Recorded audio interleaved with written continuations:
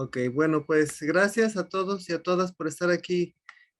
Vamos a abordar esos contenidos. Ojalá y sean de su interés y pues lo más importante, ¿no? Que el conocimiento se ponga en práctica, pues para hacer de la enfermería una mejor profesión. Eh, para mí, pues actualmente me dirijo en la coordinación de la licenciatura en enfermería de la Universidad Tangamanga y pues también soy enfermero operativo del Hospital del Niño y de la Mujer. Pues hablar de calidad es un tema ríspido, es un tema variante, puesto a que cada quien le da el sentido a la calidad según haya sido su vivencia, según sea su contexto. Para medir la calidad, pues no es fácil, sobre todo si hablamos de los sistemas o servicios de salud, porque la calidad surge como un programa, pero en la industria. Ahora, cuando se viene al área de la salud, pues estamos hablando de servicios.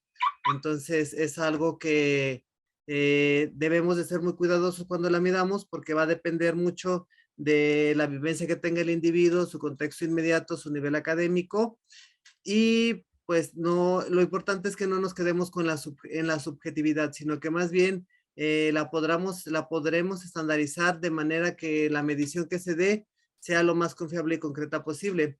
Acá el siguiente párrafo nos dice que la calidad es una propiedad que tiene una cosa u un objeto y que define su valor. Podemos nosotros a través de indicadores acercarnos a un valor que le den a la calidad. Si es que hablamos de calidad en salud, pues también pudiéramos hablar de la satisfacción que tiene un sujeto al recibir la calidad por los servidores públicos, en este caso, pues en específico de enfermería. Entonces, pues quise iniciar con los antecedentes históricos para entender por qué en México nos cuesta tanto brindar calidad, ¿no? O no es como tan fácil, porque a través del tiempo, pues seguimos teniendo áreas de oportunidad, aún y cuando la calidad tiene más de 20 años que llegó a México, pero llega con retraso. Entonces, la primer parte histórica de la calidad se da en la revolución industrial, cuando llega la máquina de vapor. Aquí vemos y se empiezan a hacer procesos en serie. Entonces, cuando esto empieza a suceder, algunos de los productos que se generaban estaban defectuosos, ¿no? Entonces nos vamos a situar en una empresa automotriz de una persona estadounidense de apellido Ford. Y en la empresa de Ford, él se dedicaba a ensamblar vehículos, fabricar vehículos, y los vehículos que le estaba sacando al mercado se daba cuenta que salían con defectos, ¿no?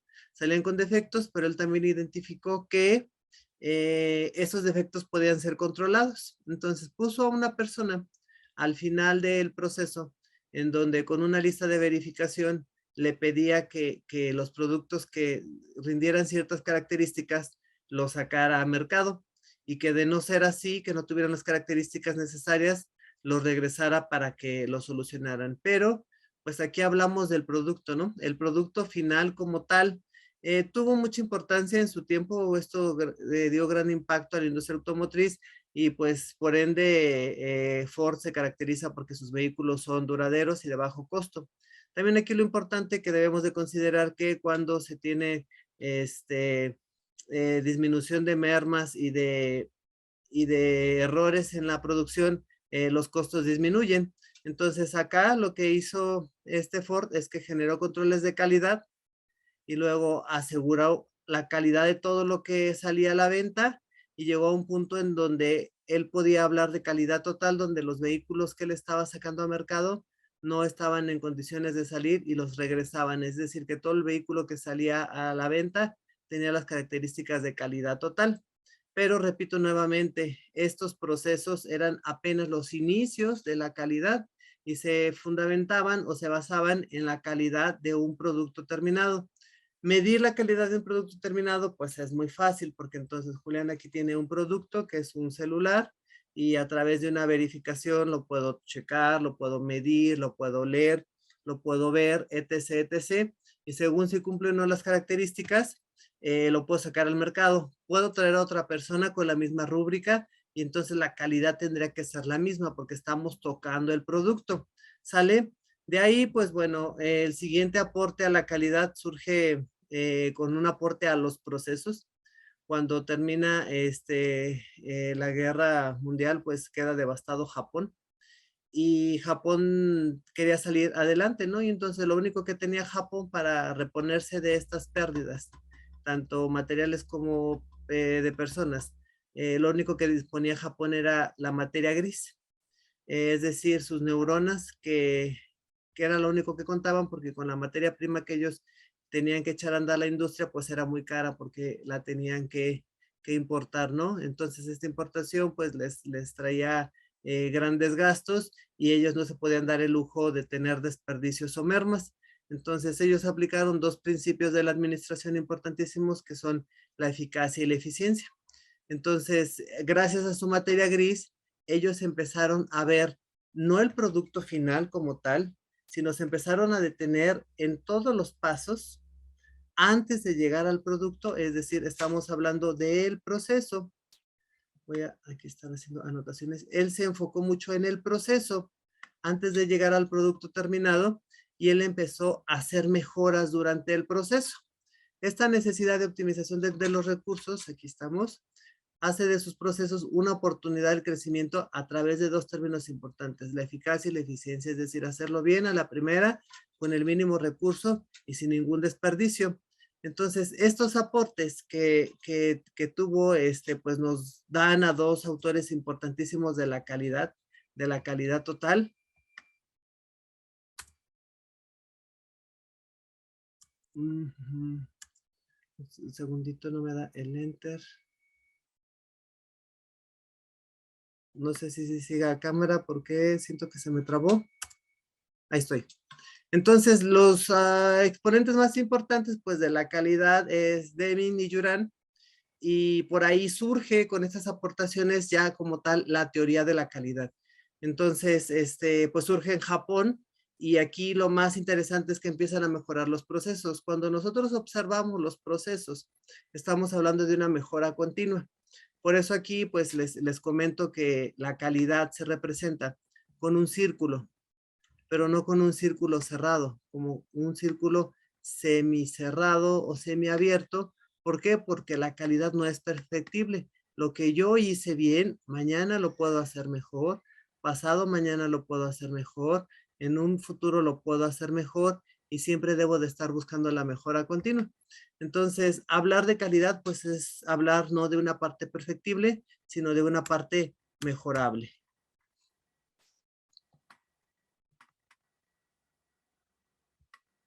A ver, avanzamos. Ok.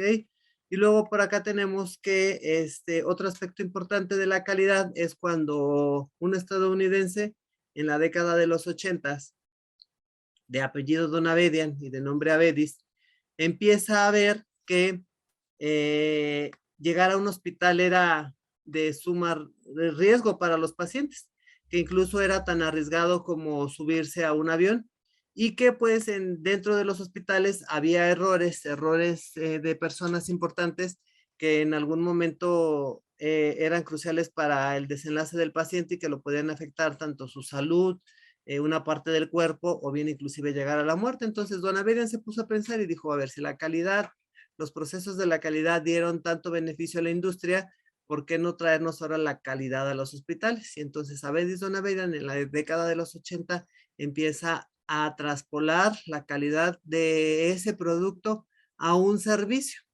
Entonces, la calidad pues llega en Estados Unidos, aquí es en donde se empieza a gestar, sobre todo en el área de la salud, y empiezan a surgir indicadores que empiezan a implementar dentro de los hospitales, y pues estos indicadores trajeron consigo una disminución de las muertes de las personas, y por ende mejoría en los pacientes, y por ende menor impacto económico en las cuentas de los pacientes y de los hospitales. Avedis Donabedian, pues él dice que la calidad en salud tiene tres dimensiones importantes. Una de esas dimensiones es la estructura, el proceso y el resultado. La estructura pues nos hace referencia a todo lo que podemos tocar, ver en un hospital, y dice que esa estructura tiene que estar accesible y disponible. O sea que no es suficiente que el hospital cuente con ella, sino que cuando el paciente quiere llegar a recibir el servicio, esté al acceso y a la disponibilidad de ese paciente. Si no es peor peor que si no la tuviéramos. Dice él que otro aspecto importante es el proceso. Y aquí en el proceso, bueno, él dice que el proceso se compone de 3 aspectos importantes. Y aquí se empieza a formar ya este tema, porque entonces nosotros, como personal de enfermería, personal de salud, participamos en ese proceso. En ese proceso, y dice que para que haya proceso en una intervención de enfermería, primero tiene que haber conocimientos, sin duda alguna. La evidencia científica tiene que estar ahí presente. Tenemos que ser hábiles al hacer las cosas, adquirir destrezas. Y también tienen que haber amenidades. ¿Quién sabe lo que son amenidades? Les voy a poner un ejemplo. Cuando Julián era estudiante, y todos cuando lo fuimos, era muy común que llegáramos. Hola señor, buenos días, mi nombre es Julián, soy estudiante de tal universidad y el día de hoy voy a estar con usted. Adiós señor, que esté muy bien. Hola, buenos días. Y esas son las amenidades, es el trato que le damos a los pacientes, a las personas, a los familiares de los pacientes. Y es un trato cordial, afectivo y en donde nos detenemos a explicarle los procesos a las personas. Pareciera que cuando somos estudiantes tenemos muchas amenidades, pocas habilidades y pocos conocimientos. Pero a través del tiempo, pues yo he observado, esto me lo da la experiencia, que la gente adquiere conocimientos y muchos, porque entonces se llegan a ser hasta expertos en las áreas, desarrollan muchas habilidades técnicas, pues por todo el tiempo que han estado en el servicio, inclusive ya hasta pueden canalizar con los ojos cerrados, etc., o los canalizaciones muy complejas, pero a través del tiempo se van perdiendo amenidades. Entonces, una persona que está recibiendo un servicio de salud no nos mide los conocimientos, nos podrán medir las habilidades, pero en lo que más se fija la persona son las amenidades que le brindamos y gracias a esas amenidades es con la percepción que se queda la persona de calidad. Si no hay amenidades, para la persona puede que lo catalogue como un proceso de no calidad. Si hay amenidades, aunque haya conocimientos no tan desarrollados, pero habilidades también no tan desarrolladas, pero si hay muchas amenidades, entonces el paciente va a percibir que hay una excelente calidad. Colegas, que el tiempo no nos demerite las amenidades. Tener amenidades no significa ningún tipo de inversión. Esas deben de perdurar a través del tiempo, porque la calidad es un conjunto de todo. Para dar y que la persona perciba que hay calidad, no son suficientes conocimientos ni habilidades. Tienen que ir los 3 para que la persona pueda decir que el día de hoy lo atendió Julián y que Julián le dio una atención de excelente calidad, pues porque esas amenidades son las que van a hacer la diferencia. Y pues el otro apartado que importante que nos comenta son los resultados. Y los resultados, pues algunas veces son positivos para mi paciente cuando hay recuperación y algunas veces pues son negativos. Eso también no depende mucho de nosotros, sino más bien también depende de las condiciones del paciente que tenga al momento de estar hospitalizado. De aquí Don Aberian dice que cada uno cobra, entre estructura y proceso cobran un porcentaje importante. ¿Cuál creen ustedes que es el más importante? Pues Don Aberian dice que uno de los más importantes es la estructura, pero el más importante es el proceso. El proceso cobra un 70% de la importancia y la estructura nada más un 30%. Entonces es más importante el quehacer que hace Julián como profesional que el contar con una infraestructura sumamente desarrollada. También aquí aprovecho y les pongo un ejemplo que puedo tener el carrito de reanimación más equipado, el que mejor accesibilidad tenga, pero si Julián no sabe una técnica de reanimación, entonces no va a ser posible que esa persona salga si es que requiere que Julián aplique sus conocimientos. En cambio, podemos hablar de instituciones públicas o privadas en donde hay una estructura deficiente, donde el carrito a lo mejor tiene llantas, donde el carrito a lo mejor se le cae un cajón, pero como Julián es experto y está certificado y tiene el proceso muy desarrollado, entonces muy probablemente ese paciente que requiere reanimación pueda ser exitoso en este proceso. Voy a avanzar y me voy a detener un minutito para conectarme porque estoy a punto de quedarme sin batería.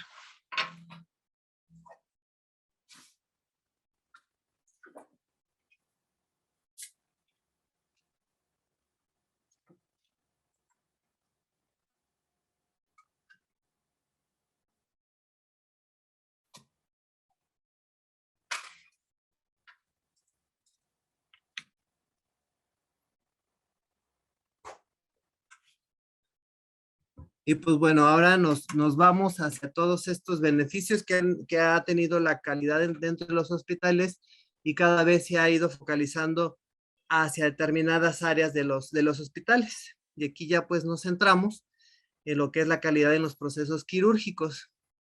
Por ahí hablar de calidad, pues también es hablar de seguridad. Y la seguridad, yo no nada más pienso que es para el paciente, sino también para nosotros como profesionales de la salud. Si yo doy calidad, doy seguridad para mi paciente, pero también tengo yo una seguridad laboral, porque entonces los procesos van a estar hechos a prueba de errores. Por ahí tenemos que pues todo el movimiento que se ha dado a nivel internacional sobre la seguridad del paciente, pues nos ha dado documentos importantes en los cuales nos podemos respaldar para el quehacer de la enfermería profesional, y uno de los principales pues son las metas internacionales, ¿no? Que se empiezan a gestar en el 99, surgen después del 2000 y que se reestructuran para quedar como este documento finalmente lo estamos viendo acá, que son las 10 acciones esenciales para la seguridad del paciente y que pues son candados que a nivel global todos los hospitales del mundo tenemos la posibilidad de aplicarlos para asegurar que la estancia de mi paciente tenga el menos riesgo posible. Hablar de seguridad del paciente es hablar de estancias seguras, ¿no? Y aquí en específico, bueno, para el área de enfermería y de los procesos quirúrgicos, donde interviene también el equipo multidisciplinar, pero lidera enfermería, pues nos encontramos la acción esencial 4, la que habla de procesos seguros, y entre esos procesos pues entra la cirugía, ¿no? Acá vemos ya una hoja de cirugía segura formalizada por el IMSS, en la cual pues no solo el IMSS la está ejecutando, sino todas las instituciones que brindan este servicio de cirugía. Y pareciera que esto ya está como muy dominado por nosotros, pareciera igual que hablar de una hoja de cirugía segura, ya todos estamos como en el contexto de qué partes contiene, en qué momento vamos a hacer cada una, y así como este proceso de calidad, porque pudiéramos hablar de un proceso de calidad, en donde a través de una lista de verificación identificamos errores o posibles fallas con la intención de frenarlos e impedir que se dañe a mi paciente. Entonces, así como hay muchos procesos. Están los indicadores biológicos, otro tipo de indicadores para las autoclaves, los exhaustivos, los cultivos, etc., etc. Sin embargo, pues bueno, el día de hoy me quiero detener un poquitito en esta parte de amenidades. Es cierto, ¿por qué las amenidades? Porque después se ha detectado que los espacios quirúrgicos se vuelven fríos, no solo porque tienen que estar a cierta temperatura para evitar la proliferación de microorganismos, sino que el ambiente de un hospital o de un quirófano es tenso, es frío. Y sin duda alguna, pues para una persona que no es habitual que se encuentre en estos espacios físicos, que una persona que está viviendo un proceso diferente, el enfrentarse con estos acontecimientos le genera pues grandes estragos y algunas veces hasta malas percepciones de quienes brindamos el cuidado, ¿no? Entonces, los costos en la atención médica, ¿sí? Por ahí hay un autor de apellido Pastor que dice que lo podemos pagar la persona, todas las personas pagamos el servicio médico o la atención médica que recibimos. Si hablamos de cirugías o de procesos, procedimientos quirúrgicos, sin duda alguna los pagamos, y que está un costo monetario o económico. Y que pues bueno, este costo monetario o económico pues se puede absorber a través de un servicio público, a través de quienes tenemos seguridad social, y nos lo puede dispensar el IMSS, el ISSSTE, etc., etc. También puede ser por pago particular a través de un pago de bolsillo cuando Julián no tiene ni IMSS, ni ISSSTE, ni el INSABI, y va y paga el proceso en ese momento, saca de su bolsillo y lo paga. Bien puede ser a través de una aseguradora, o bien la nueva modalidad y tendencia que hay de los créditos para la salud, ¿no? Cuando alguien tiene una necesidad de salud, no tiene dinero para hacer un pago de bolsillo, no tiene una aseguradora, pero no se quiere atender en un hospital público, entonces va para que le realicen un préstamo para satisfacer su necesidad de salud. Todo esto nos queda claro. Y lo que parece que se ha ido diluyendo a través del tiempo son los pagos o los costos no económicos que tiene que vivir la persona. Porque la persona que entra a un quirófano pues llega en un estatus de miedo, de ansiedad por espacios desconocidos, por procedimientos no conocidos, no habituales, por una invasión que va a tener esa persona, porque le va a afectar a lo mejor su salud, a lo mejor va a entrar con extremidades completas y él ya sabe que va a salir sin una de ellas, porque está en riesgo su salud al exponerse a todos los procedimientos invasivos que va a tener, hemodinámicamente no sabe él cómo responda. Entonces, todo esto es un pago no económico y van desde aspectos sencillos como desvalorizar al paciente, ¿no? No integrarlo a este plan de cuidados que nosotros tenemos para él, sino el nosotros hacer lo que tenemos que hacer porque es parte de nuestro quehacer de enfermería, el brindar una atención, pero no lo llegamos a consensuar con el paciente, ¿no? Aquí sería importante a lo mejor que nos detuviéramos un poquitito a darle ese crédito al paciente porque es la salud del paciente. O sea, al final de cuentas, él va a ser el beneficiado y también él debería de ser el que tome la decisión. Se supone que si ya está en un quirófano con un consentimiento informado, pues es porque ya él dio ese consentimiento para que se invadiera, pero aún así, pues sería grato, al menos a Julián le gustaría que así se comportaran si yo tuviera en algún momento un procedimiento quirúrgico.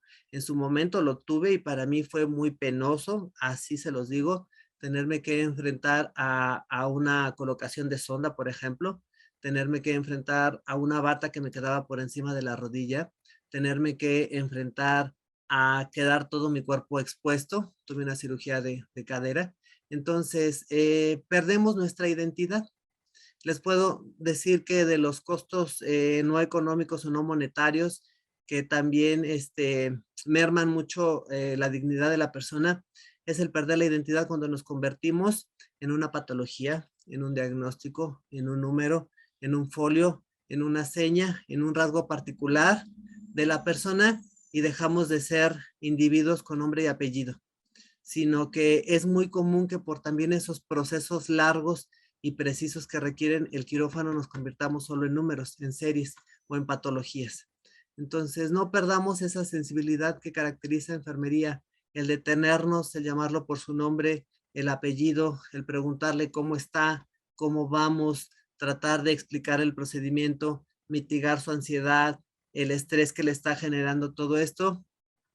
La persona pierde el pudor, sin duda alguna, y si no lo pierde, pues se lo aguanta, porque el que expongan las partes de tu cuerpo, cuando a lo mejor no están habituados a hacerlo, a lo mejor es una persona que ni en su casa usa short, es una persona que jamás ha usado playera sin manga y va por una cirugía de abdomen o de miembros inferiores y pues queda completamente expuesto. Yo sé que nosotros lo hacemos sin dolo el exponer esa parte del cuerpo, pero llegamos y solo retiramos bata, ¿no? Entonces, detenernos un poquito, explicarle que se va a quedar sin bata por un momento, pero que no le dé pena, que todos somos profesionales ahí, que no va a haber críticas, a lo mejor cuando no tiene la persona el cuerpo que desea, si es que le da cierto sentido a esta imagen corporal. Cuando invadimos su integridad, ¿no? Cuando llega una persona y le hace una valoración y expone su cuerpo. Luego llega el otro grado y también le expone su cuerpo para volverlo a valorar. Y llega el que no vio el hallazgo y también expone su cuerpo para volverlo a valorar. Entonces, todo este tipo de invasiones también merman la integridad de la persona y yo creo que se ven reflejado mucho y todos nos hemos dado cuenta en aquellos pacientes que entran bien y se empiezan a descompensar de los vitales, ¿no?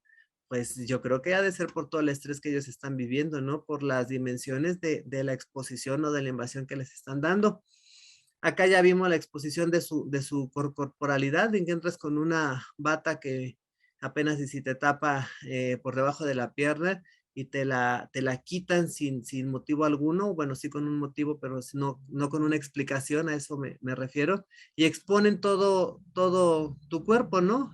¿Tienes frío? Sí, yo tenía mucho frío en el quirófano, nadie se detuvo a decirme que esto iba a ser pasajero, o que si podían colocarme algo en la parte que no iba a ser operada. Me exhibieron en cuanto a toda la corporalidad, aún y cuando no se iba a ocupar todo mi cuerpo para la cirugía. Y empezamos a cuidar mucho los procesos quirúrgicos en cuanto a la técnica, pero pocos nos detenemos a ver la integridad psicoemocional de la persona. Pocos nos detenemos a valorar esa sensación y esa emoción de las personas. ¿Y qué les digo del ambiente de la sala quirúrgica, ¿no? Cuando empezamos, a lo mejor no hay no está el paciente sedado por completo, sino a lo mejor nada más es un bloqueo y alguna parte del cuerpo, la que se va a operar es la que se le anestesia, y empezamos con chistes locales, ¿no? Con chistes locales que a lo mejor el paciente no sabe si se están burlando de él, están haciendo alusión a un defecto que tenga el paciente, o para él también es incómodo ver el tipo de comportamiento que poco profesional que se llega a tener en algún momento dentro de los hospitales, o cuando llega y se pone determinada música, ¿no? Porque X persona de este equipo quirúrgico está a gusto con esa música, y es una música que a lo mejor no influye para nada en la relajación de la persona, sino que al contrario le va a poner más tensa. No respetan a lo mejor su duelo que está viviendo, si es que va a ser propicio a una amputación. No estamos considerando como que todos esos aspectos importantísimos del individuo y de la persona, que los dejamos de lado en un quirófano. Y pues bueno, sí los he leído porque me he documentado para preparar este tema, pero también los he vivido. Y es bien diferente leerlos a vivirlos, en verdad. O sea, el que yo saliera así todo expuesto del cuerpo y nadie se detuviera a cubrir la parte que no iba a ser operada o que no iba a ser intervenida, híjole, se siente uno como un objeto, se siente uno como un objeto que va a ser usado para el bien de uno, pero al final de cuentas se siente uno exhibido.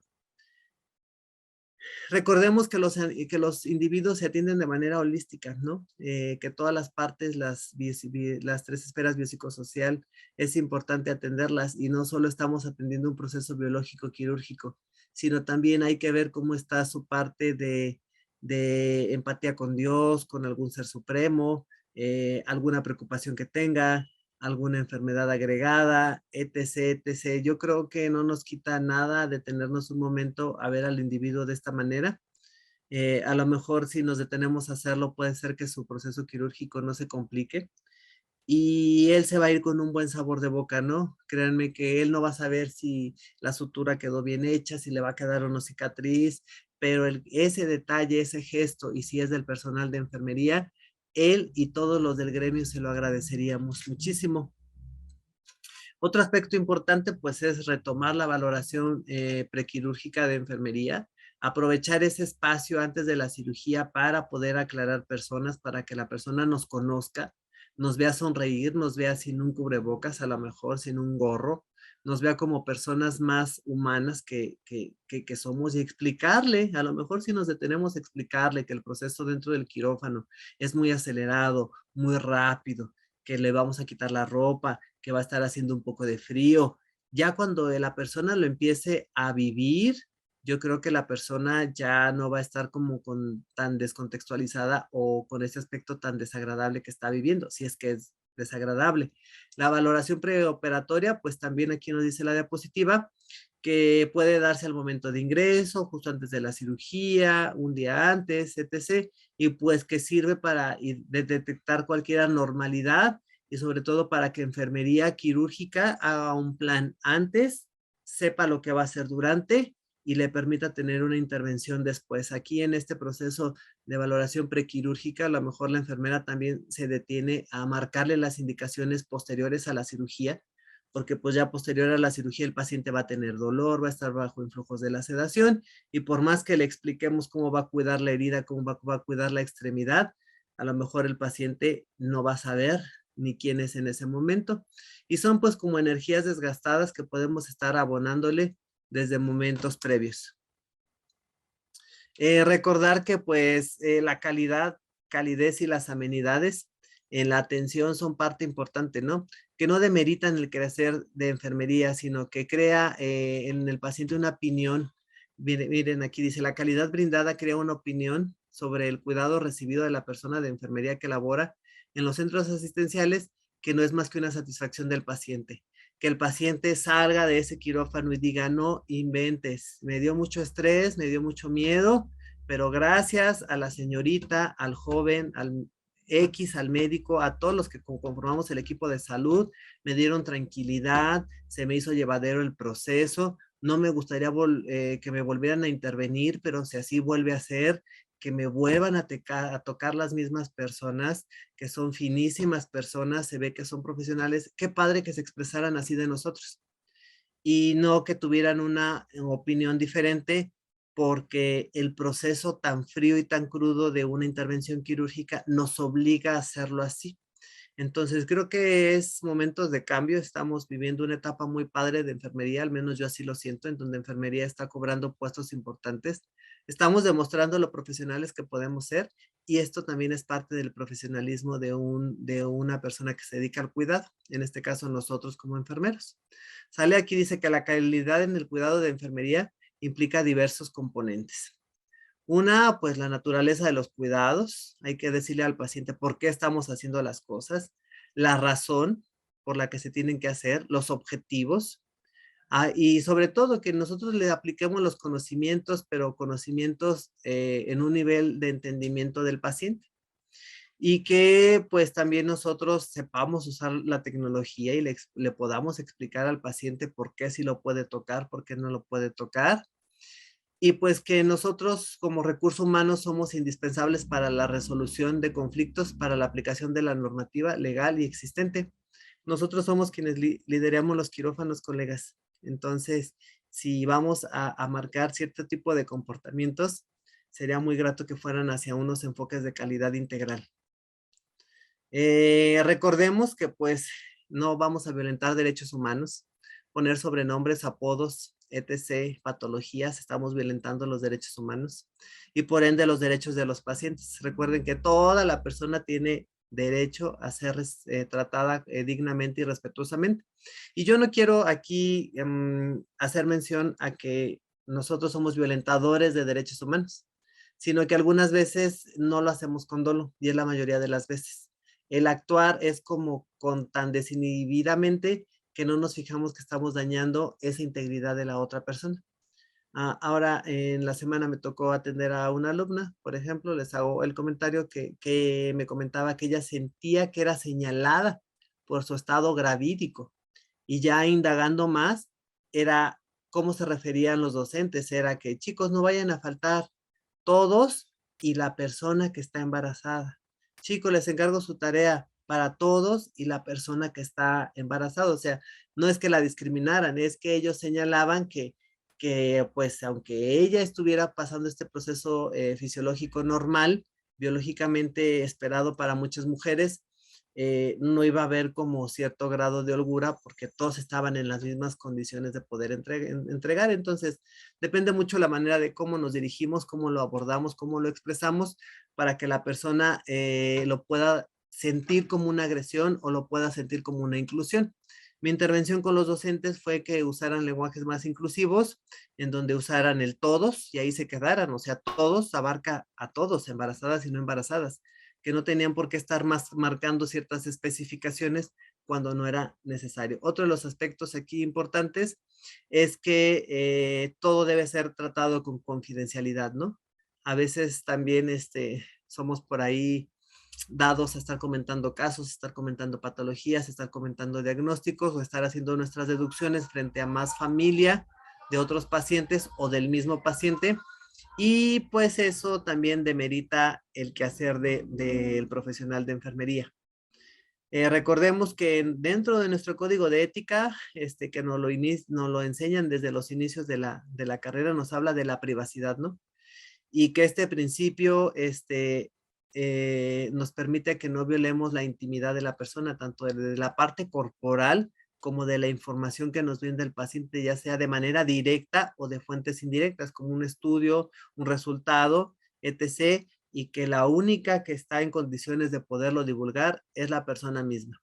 Así como a nosotros no nos gusta que hagan comentarios de nuestra persona, al paciente tampoco le va a gustar escuchar que otros pacientes traigan su caso comentándose entre camilla y camilla, ni mucho menos que se exponga ante su familia si es que la persona así lo decide. Entonces, son como que detallitos que se nos empiezan a inculcar desde que iniciamos formándonos y que pareciera que a través del tiempo se van diluyendo, pareciera que a través de mayor especialización tengamos, más habilidad técnica desarrollada tengamos, pareciera que estos se van diluyendo cada vez más y lo padre sería que fuéramos integrales también nosotros y que se empezaran a sumar, a sumar, a sumar, a sumar y que en ningún momento de nuestra vida profesional se diluyeran. Bueno, aquí también tenemos ya las conclusiones. Ajá.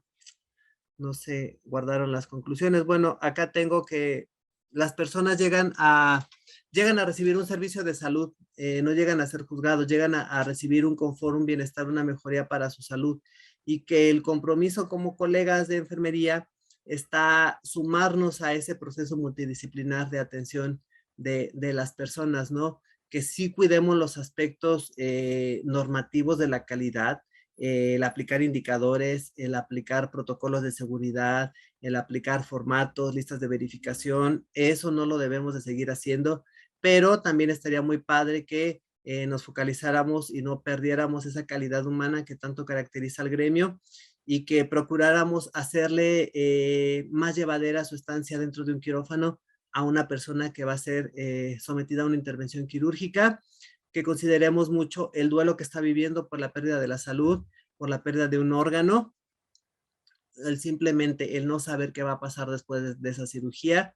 Yo creo que va a incrementar mucho la calidad percibida por el usuario y recuerden que también muchas veces el paciente no recuerda nombres, sino que nos maneja como un gremio, como un grupo de personas que nos dedicamos a su cuidado y pues a mí como personal del área de la salud, en este caso enfermero, es muy grato escuchar comentarios muy positivos de nosotros, ¿no? Y si Julián escucha un comentario negativo del gremio, y estoy en condiciones de poder defender, pues créanme que así es, pero pues los invito a que sumemos para que cada persona que tiene un contacto con un personal de salud, en este caso enfermería, tenga la mejor de sus experiencias y se lleve una muy buena imagen de lo mejor que podemos hacer, que es ejercer nuestra profesión con calidad, calidez y libres de riesgos.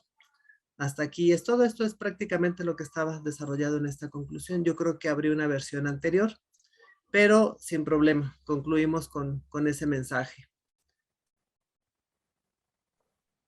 Muchísimas gracias, Julián. Un excelente tema. Gracias, Soli. Por ahí no sé si puedan ir ya desarrollando sus preguntas. A mí en lo personal me gustaría saber tu opinión respecto a lo nuevo que se ha estado circulando a nivel nacional en cuanto a la homologación en todos los servicios de salud.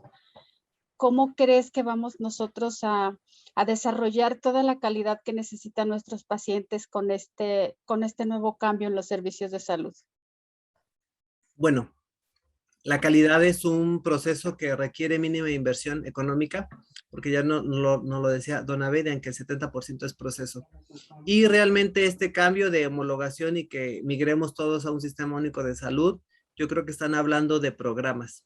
Yo creo que eso sí es muy posible, que nos homologuemos a la ejecución de mismos programas, pero el que migre una nómina, el que migre una partida presupuestal de una línea a otra, eso es casi que imposible. ¿Por qué? Porque tenemos antigüedad, porque tenemos derechos, porque tenemos líderes sindicales diferentes y las condiciones de Hacienda tampoco están como en la manera de hacerlo, sobre todo de homologar sueldos, ¿no? Se habla por ahí también de que a las personas se les van a concluir su estatus laboral y se le va a pagar por completo, pero pues eso no es posible, no hay ese dinero suficiente para hacer esos pagos. Lo que yo lo veo más prudente es que homologuemos programas, planes, pero no nóminas. No va a haber una fusión, yo creo, en cuanto al recurso humano. Vamos a seguir manejándonos por las mismas partidas presupuestales y por los mismos códigos, porque ni siquiera los códigos los podemos empatar. Nuestro código no es ni lo que yo percibo como especialista, es lo mismo que el código del INSABI. Es más, el INSABI ni siquiera tiene este código, ni el IMSS Bienestar, por ejemplo. Ok. Bueno, es que yo me refería en cuanto a la calidad de atención que vamos a estar proporcionando a los pacientes Por el número, al por el aumentar número. exactamente la cantidad de pacientes. De por sí, viendo ahorita en instituciones como el IMSS, que estamos totalmente rebasados en la cantidad de pacientes en cuanto a los indicadores que nos corresponden. O sea, al haber Sí, esta homologación y haber más cantidad de pacientes, el ejecutar la calidad en este tipo de yo creo que ahí nos va a llevar a dar la misma calidad, pero priorizar cuidados. O sea, me voy a ir hacia los cuidados básicos para la salud y no significa que los voy a hacer a la rápida, los voy a hacer mal, los tengo que seguir haciendo bien, pero entonces tengo que empezar a priorizar cuidados y tal vez lo que se vea comprometido sean esto de las amenidades, porque las amenidades también te lleva un tiempito de tenerte con tu paciente, estarle explicando y como vas a tener volumen, vas a tener menos cantidad de tiempo para dar calidad, así indiscutiblemente. es a lo que vamos.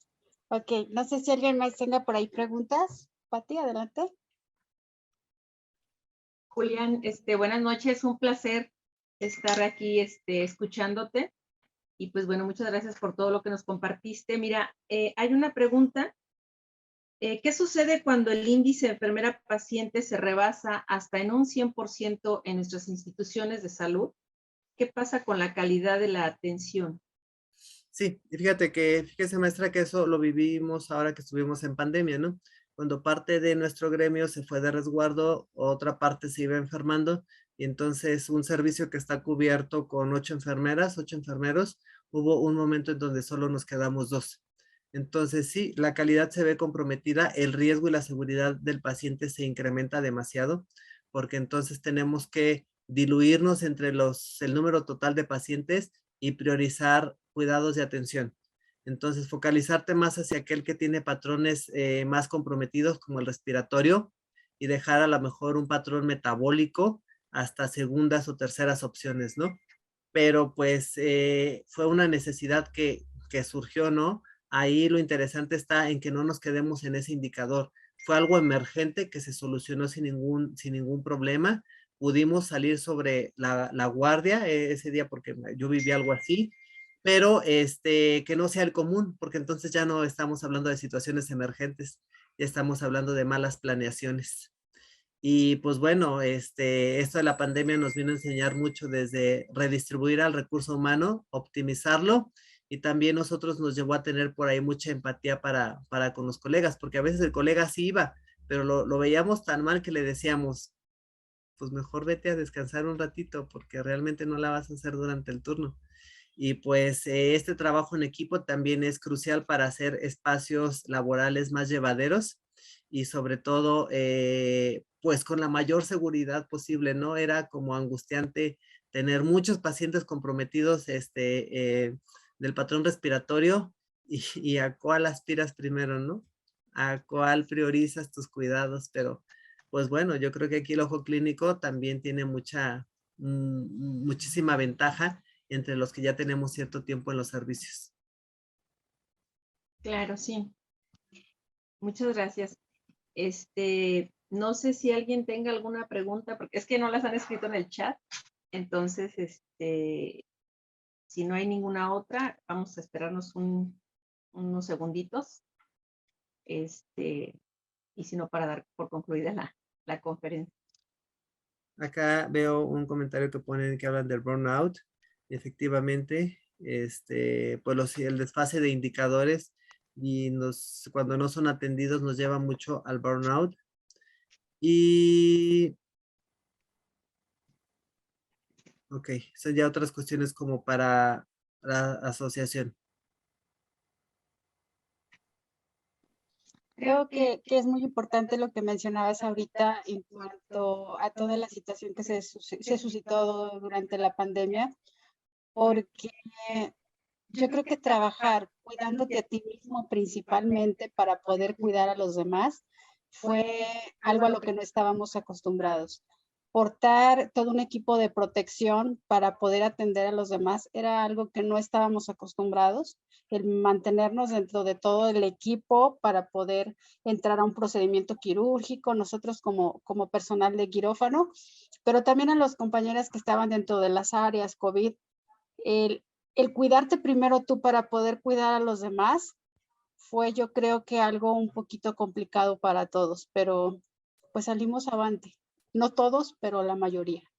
Yo creo que aquí, Oli, es una oportunidad que tenemos como gremio de enfermería para predicar con el discurso, porque entonces, y hacerlo que lo que decimos de autocuidado, lo iniciemos en primera persona, porque a mí no me cuadra, por ejemplo, que enfermería se dedique al autocuidado o que sea la principal enfoque de nosotros como profesionales y no lo hagamos en nosotros mismos. Entonces, ¿con qué calidad moral, por ejemplo, Julián va y se para a dar una sesión sobre tabaquismo, alcoholismo, si yo llego apestando a tabaco, ¿no? O con qué calidad moral llego a hablarles sobre buena alimentación, índice de masa corporal, etc., etc., si Julián se para con sobrepeso.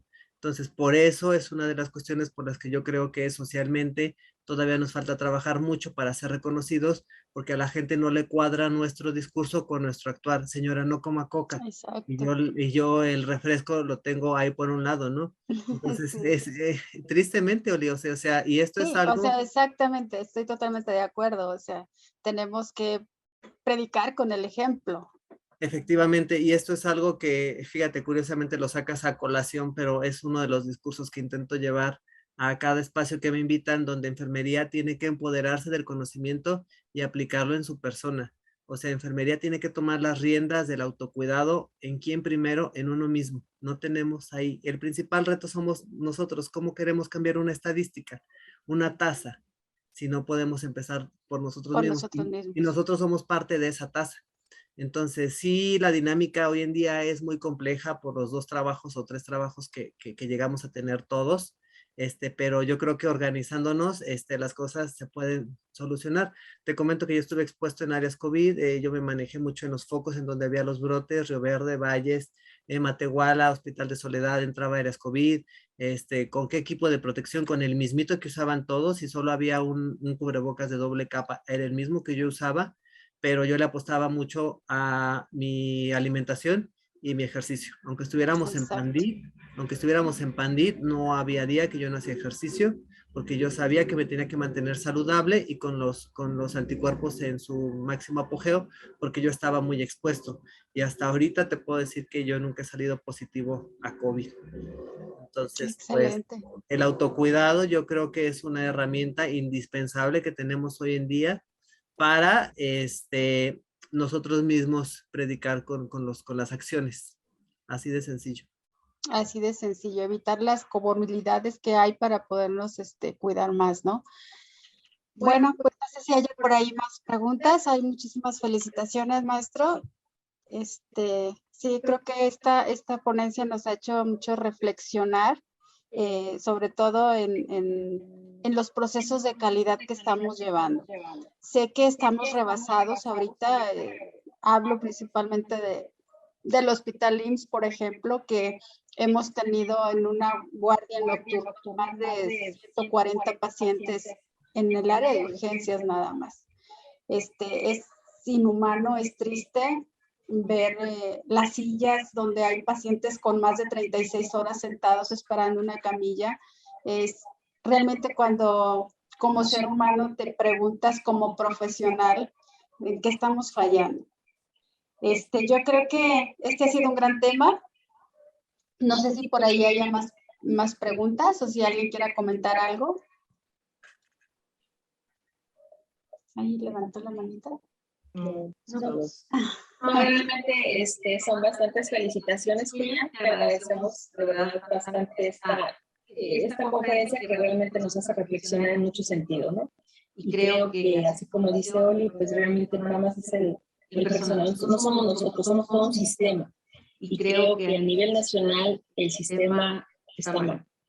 Entonces, creo que las cabezas son las que tienen que empezar a mover situaciones para mejorar no nada más la atención al paciente, sino también darle esa seguridad y esa confianza al personal de salud que va a tener un trabajo digno, ¿no?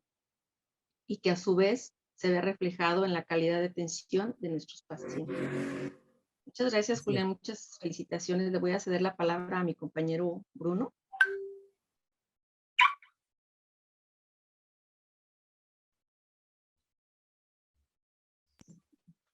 Julián, tuvimos una asistencia de 71.